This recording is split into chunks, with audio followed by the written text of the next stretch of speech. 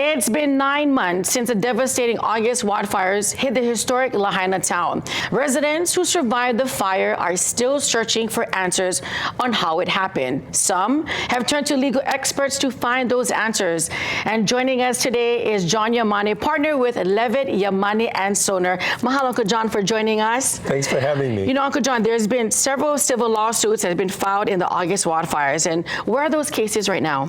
Well, we filed one of the earlier lawsuits, and we're lucky that Judge Cahill on Maui, who's in charge of the Maui wildfire cases, has realized how urgent it is to move these cases forward.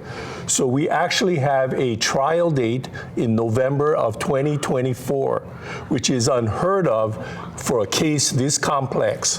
What we found is people are in shock. Right. Even 9-10 months later, they are still in shock and they don't know what to do. So what we've been trying to do is get the word out to everybody that they need to get involved in this. People that have insurance that paid some of their claims think, oh, I got taken care of, so I cannot bring a claim. What we are doing is we're helping the people that had insurance recover the difference between what their insurance paid and what their actual loss is. As we're trying to say, get off the fence, the train is leaving the station, we're moving along, and we need everybody to jump on board so that we can take care of them. Yeah, you're right, Uncle. And you know, Hawaiian Electric, HECO, is facing a lot of heat because of these lawsuits, right? So what changes do you see or not see HECO addressing right now? Well, unfortunately, it seems like they just stuck their head in the sand like an ostrich. I mean, some of the investigation we found really shows that HECO was asleep at the wheel.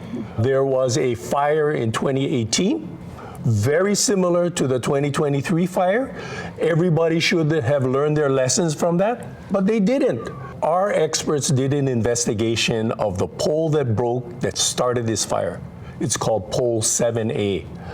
When they inspected the pole, they found that it had been all hollowed out by termites. So we investigated further. We thought, Hawaiian Electric, they've been around forever. They must have a system whereby they regularly inspect the poles and change them when they needed to be changed.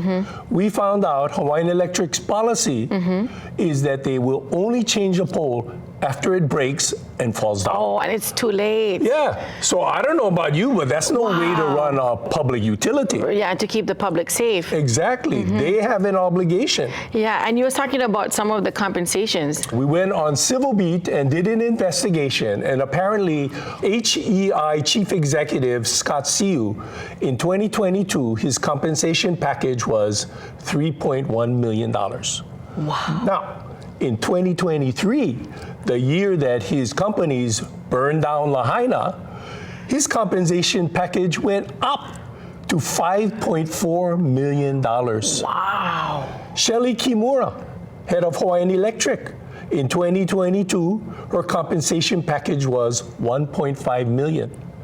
After her company caused the worst wildfire disaster in this country, her compensation package went up to $2.1 million. We cannot allow this to happen. We need to change the corporate mentality that puts profits over people. You're actually right, Uncle. And how does Leavitt, Yamane, and Soldner help Maui residents during this time of healing? Well, most importantly, we're trying to explain to people, hey, look, we do these cases on a contingency fee basis, so it's not going to cost you any money. And we are trying to get them to understand that they need to come in now while we are pushing these cases forward.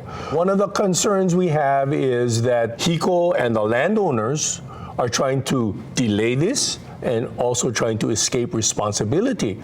And we feel that there is strength in numbers. So the more people we can get together, the stronger we are, and the louder our voice is going to be to them that, hey, you guys can't do this anymore. We are continuing to meet with people. Yeah. We have talk story sessions regularly, and we invite them to come down, no obligation, and just listen. Just listen and ask questions so that we can explain to them what their rights are.